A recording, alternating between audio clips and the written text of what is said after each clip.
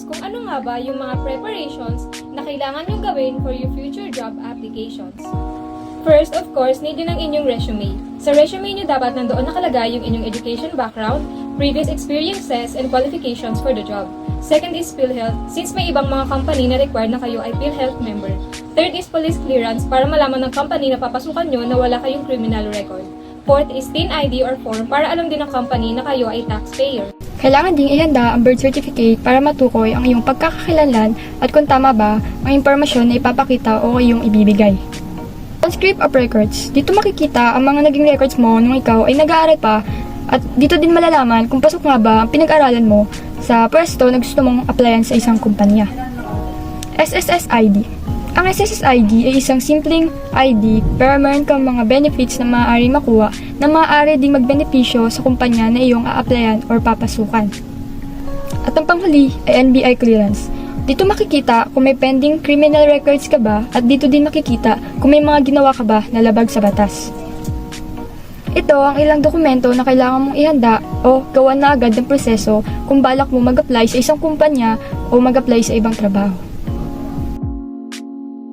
So guys, ganito ang gagawin nyo during your application or your interview. First is dapat kalmado lang kayo. Kasi pag kalmado kayo, maano ng mga nag-interview sa inyo na confident kayo, which is the second tip is be confident. Kasi pag kalmado na kayo, tapos confident pa kayo sa mga sagot nyo, ang maiisip ng mga nag-interview sa inyo is alam niya yung ginagawa nyo, okay? Alam niya yung ginagawa mo bilang nag-a-apply. And pagkatapos nun, parang kumbaga, maano niya na, fit ka na for the job. Also, para makakuha ka ng mga magagandang sagot sa mga interview mo, watch some related interviews sa job na papasukan mo. Diba? Pagkatapos nun, i-practice mo na i-practice. Kunyari, mga tanong doon sa video na yon, itanong mo sa sarili mo and answer it in your own way.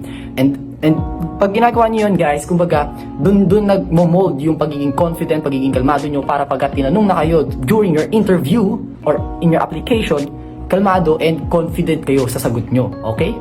After the job application or interview, here are the key things to prepare or to do. Number 1, send a thank you email. Express gratitude to the interviewer for their time and reiterate your interest in the position. Keep it professional and concise. Number 2, reflect on the interview. Evaluate your performance, noting strengths and areas for improvement for future interviews. Number 3, prepare for possible next steps. Some companies may require additional interviews, tests, or document submission. Be ready to comply promptly. And number 4, continue job searching. Even if you feel confident about the job, keep applying to other opportunities to maximize your chances. 5. Stay professional on social media. Employers may check your online presence even after the interview, so maintain the professional image. 6. Handle job offers wisely. If you receive an offer, review the contract carefully before accepting. Negotiate if necessary.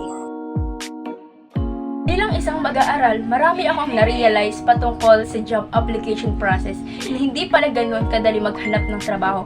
Marami ka munang prosesong pagdaraanan. Bilang isang mag-aaral, maaari ako makapaghanda dito. Katulad ng paghahanda ko ng job application requirements, kung sa ganun ay mapapadali ang aking paghahanap ng trabaho at pagbabasa ng mga requirements. Maaari rin akong mag-research na ng mga companies na dapat at gusto kong pag-applyan na ayon sa aking background education. Na-realize ko as a student sa job application process pala ay mas pinapadali ang paghahanap ng trabaho. At accessible din ito para sa lahat. Mas madali magbasa ng mga requirements dito at mabilis lang ang proseso. Malaking tulong ito sa mga tao para mahanap ang tamang trabaho para sa kanila at sa magagamit nila ang kanilang skills. Pinapadali rin ito hanap mo ng trabaho kung saan ikaw ay ang may hawak ng iyong desisyon. Gusto mo ba ang trabaho na nakita mo at makakapili ka pa kung saan kumpanya mo gusto mag-apply.